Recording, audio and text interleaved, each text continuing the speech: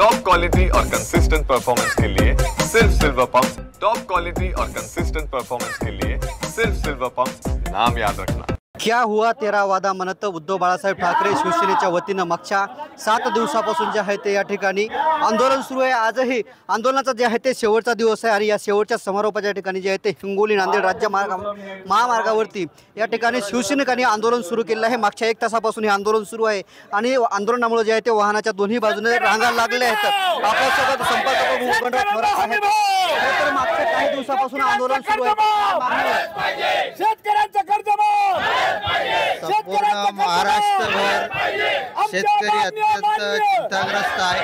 शेतकऱ्यांच्या मागण्या मान्य, शेतकऱ्यांची कर्ज माफी होईपर्यंत आम्ही आंदोलन मागे घेणार नाही। शेतीमालाला भाव मिळाला पाहिजे, आम्ही भाव आणि शेतकऱ्यांची कर्ज माफी झालीच पाहिजे। सत्तेवर येताना शेतकऱ्यांना जो शब्द दिला होता की शेतकऱ्यांची कर्जमाफी आम्ही करू, ती शेतकऱ्यांची 7/12 आम्ही कोरा करू, परंतु गेली अनेक महिने होऊन सुद्धा शेतकऱ्यांच्या बाबत हे शासन उदासीन आहे। सत्तेवर येताना या सरकारनं घोषणा केली होती की आमच्या लाडक्या बहिणींना 1500 रुपयाच्या ऐवजी आम्ही 2100 रुपये देऊ, परंतु आज तागायत 2100 रुपयेसुद्धा या शासनानं दिलेले नाहीत। या शासनानं घोषणा केली होती की शेतकऱ्यांच्या शेतावरती जाण्यासाठी 45,000 पानंद रस्ते आम्ही करू। आजपर्यंत पानंद रस्त्यांच्या बाबत हे सरकार उदासीन आहे। मराठवाडा वॉटर ग्रीड प्रकल्प आम्ही सुरू करू, त्याबाबतही शासन निर्णय घ्यायला तयार नाही।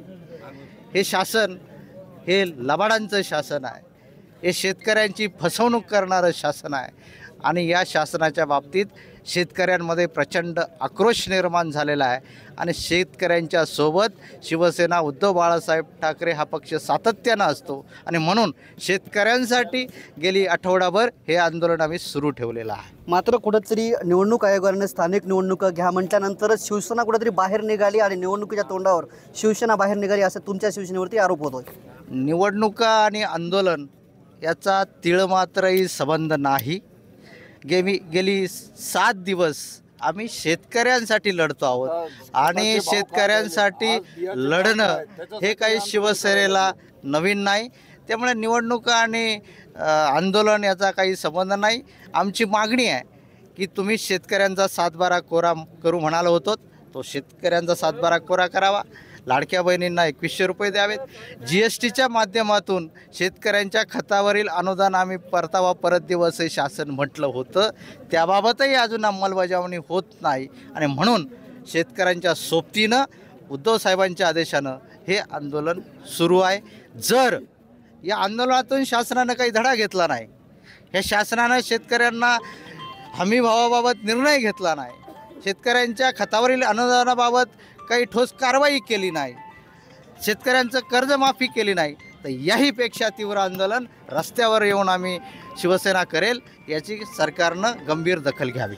निश्चितच शेवटे संपर्क प्रमुख बबनराव थोरात या आंदोलनाची सरकारने दखल जर नाही घेतली येणाऱ्या काळामध्ये यापेक्षाही तीव्र आंदोलन करण्याचा सुद्धा इशारा ह्याच शिवसैनिकांनी दिला आहे। कॅमेरामॅन ज्ञानेश्वर वानखेडेसह मी रमेश चेंडके, TV9 मराठी, हिंगोली।